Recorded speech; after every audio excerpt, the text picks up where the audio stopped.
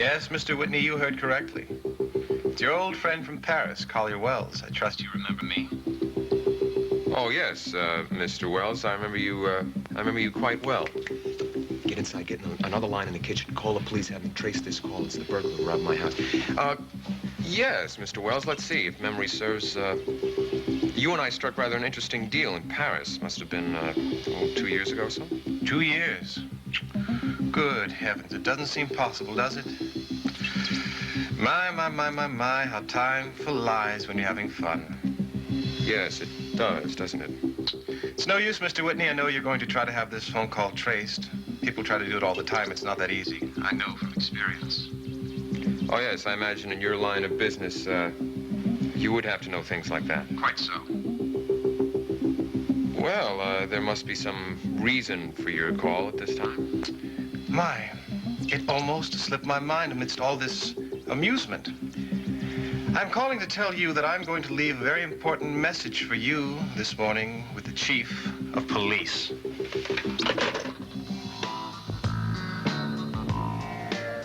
Spencer.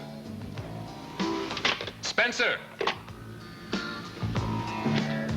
Sorry, Mr. Whitney, but... Yeah, I know. It wasn't on long enough to trace it. It probably wouldn't have worked anyway. Thank you, Spencer.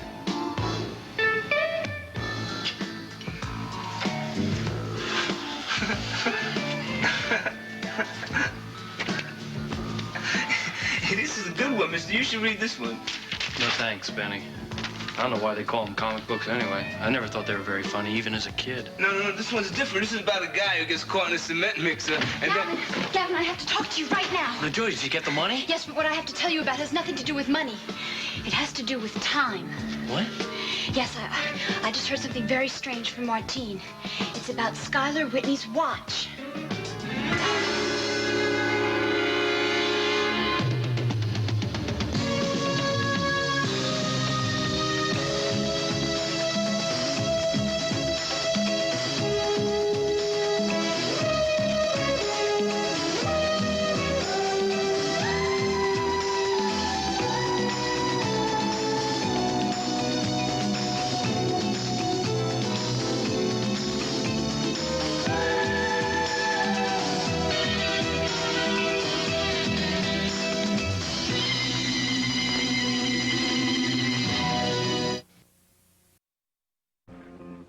Get us something to eat.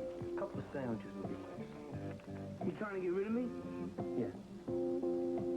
Oh.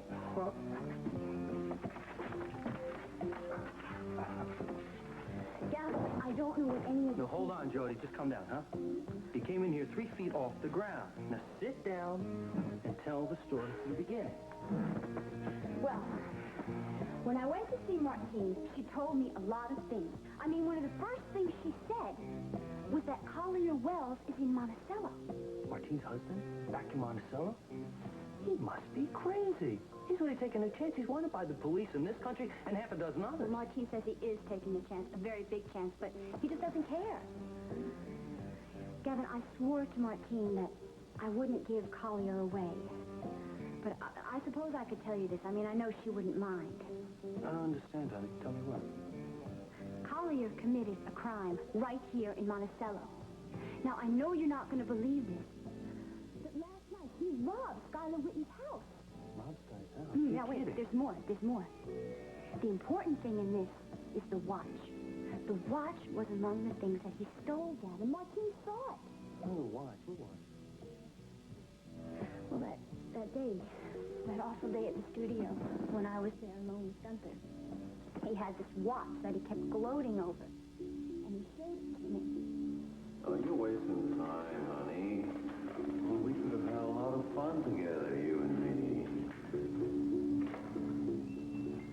Now look at the time. The evening's gonna get away from us, sugar.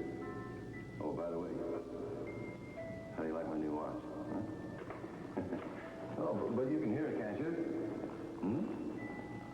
Yeah, it's a pretty little tune, isn't it? It plays every time you open the case. Oh, too. See? Well, go ahead. Take a look at it. And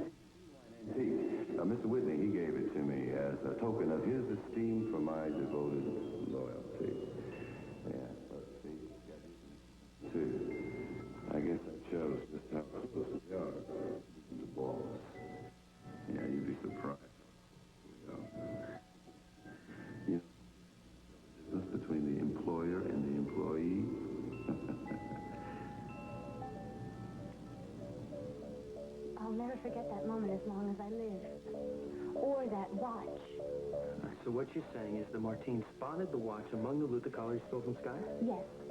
And Collier found it in the bedroom. But how could it be there when Gunther had it? I saw it in his hand myself. I don't know. I'm sure it's something simple enough. Sky probably reclaimed it from Gunther after he died. Gunther probably swiped it from Sky, and Sky just took it back. That's all. I don't know. Who knows? I don't understand it, Gavin. It has to mean something. But how do we find out what it means?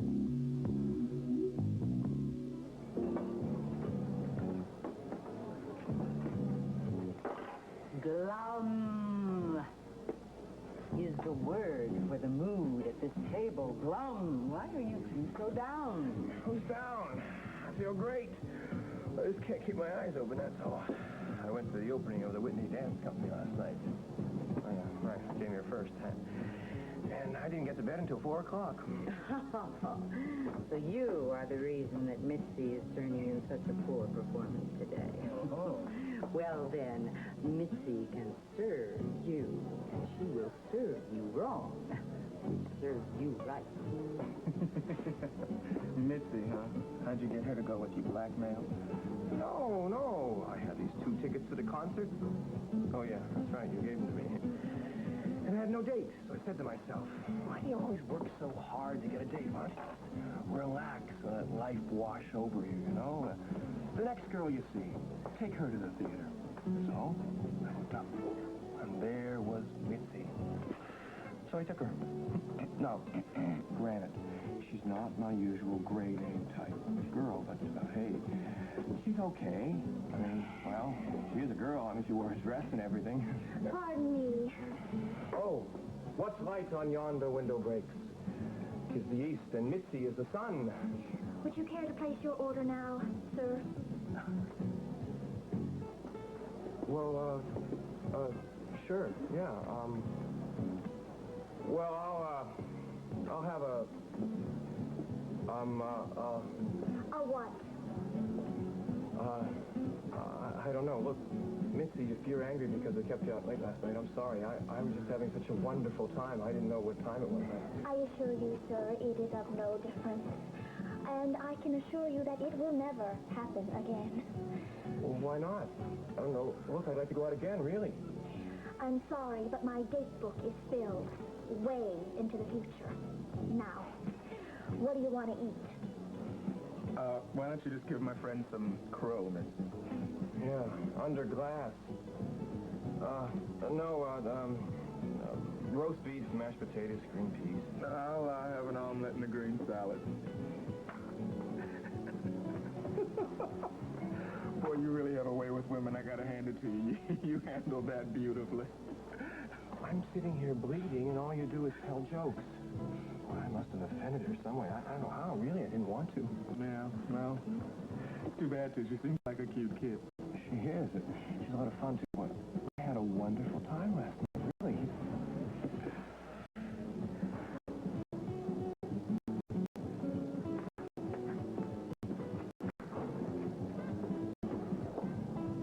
Calvin? What's wrong with me? Cliff, I tell you, except we only have an hour for lunch. Oh, seriously. Why do I always louse things up with girls? Especially girls I like. Do you think it's a curse of my genius? Do you have that trouble? Me? You forget, I am a married man. Oh, yeah, that's right. You wouldn't qualify. Oh, did you leave the machine on? Yes, I did, and I also locked the door.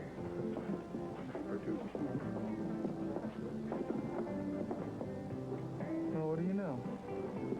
There really is another guy.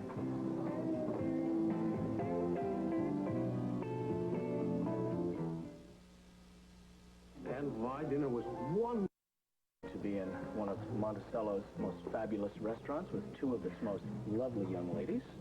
It's what they would call definite riches. I just came for the flattery.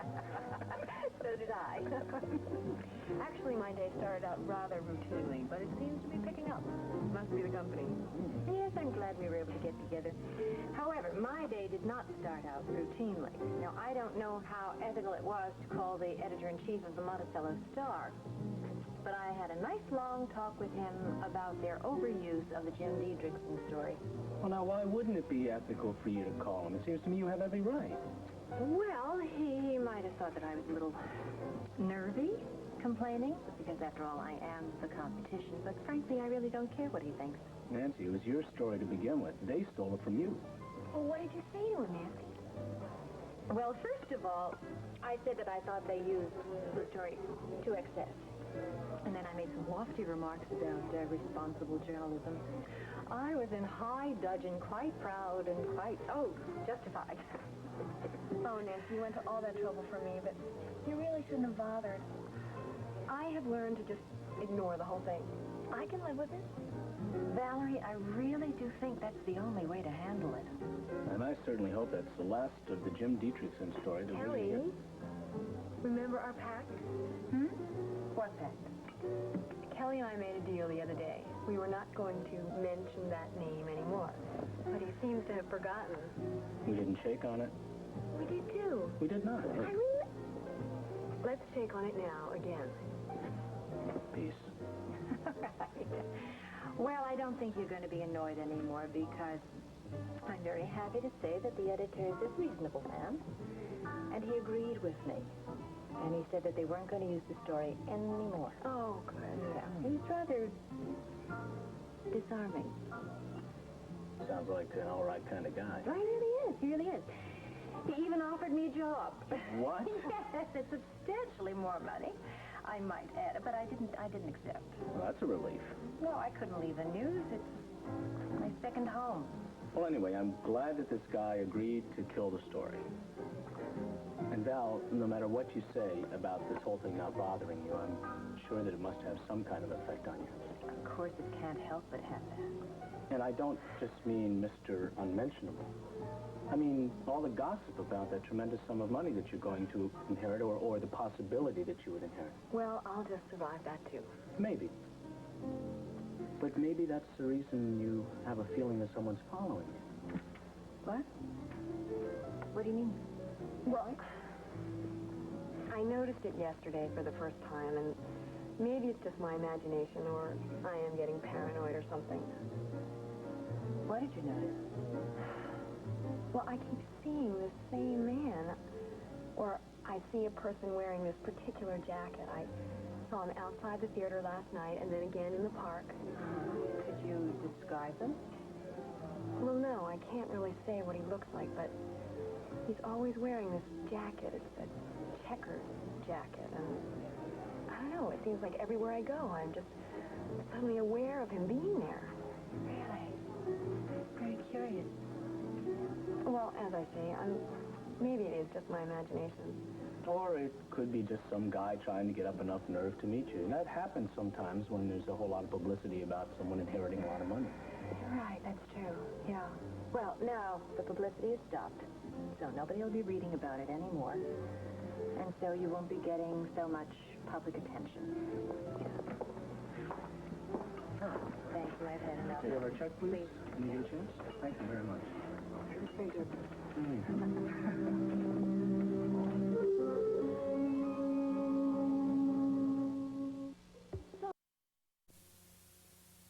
Think of a dozen cases of fugitives who weren't apprehended for years, sometimes never. It's not a very cheerful prospect, is it? What do you think it would take to make one or both of them give it all up? I have no way of knowing, but I do have a strong hunch about these two kids. Yeah, what's that? I would guess that they've gone through a lot the last few days, and that by now their hearts just aren't in it. I'm sure they realize the odds are against them.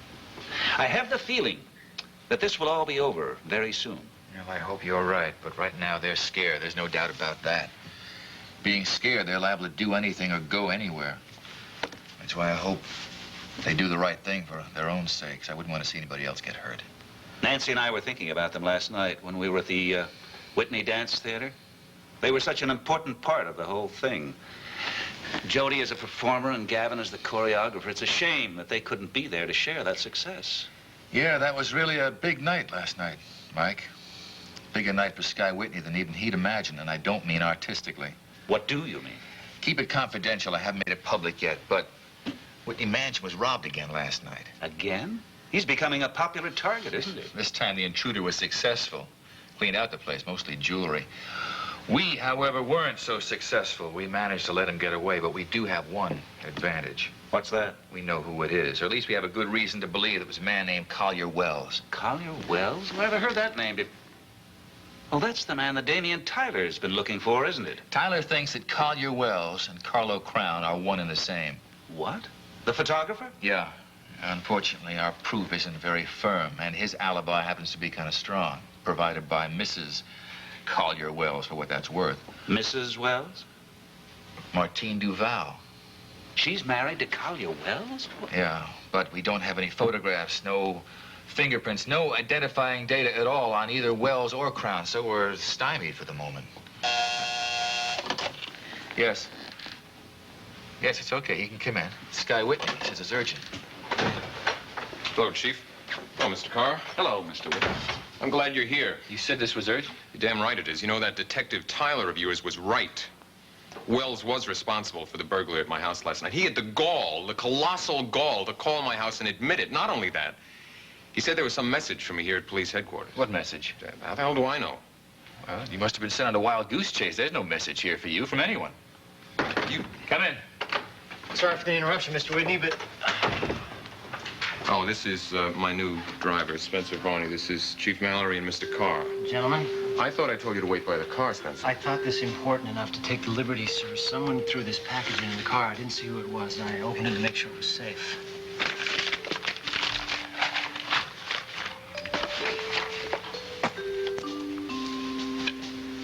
Well, what do you know? This is the stuff that was robbed from my house last night. He sent it all back. I wonder why. I only wish I knew. Isn't that beautiful? Hey, just the way I like it. Thank you, Mitzi. You're welcome, I'm sure.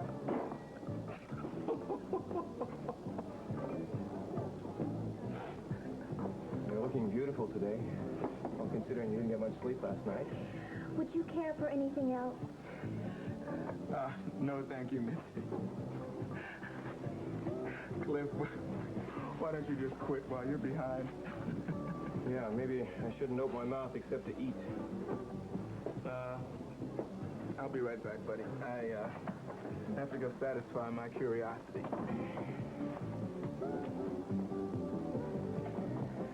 Well, good afternoon. Hi, Calvin Stoner. This is Julius Newcombe. Julius Calvin. Well, Mr. Newcombe, how are you? Fine, how are you? Well, thank you.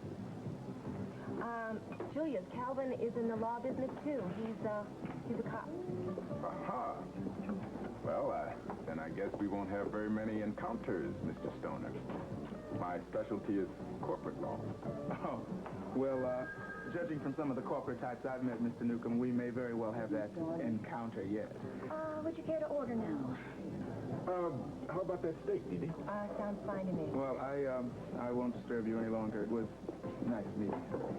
My pleasure. Calvin, here's your phone call for you.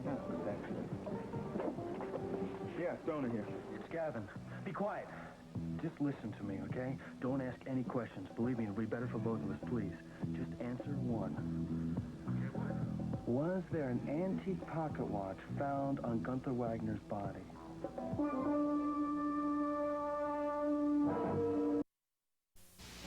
Look, the only watch found on Gunther Wagner was his wristwatch, and it didn't look anything like an antique to me. I don't know anything about any kind of pocket watch, Gavin. Are you absolutely sure? I am positive. And look, when are you gonna get over this disappearing act and get back here and clean this mess up? Sorry, Calvin, something I gotta do.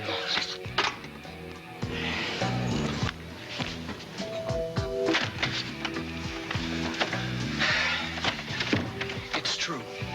There was no pocket watch found on Gunther. It was gone. But somehow it wound up in Sky's house. But how could it?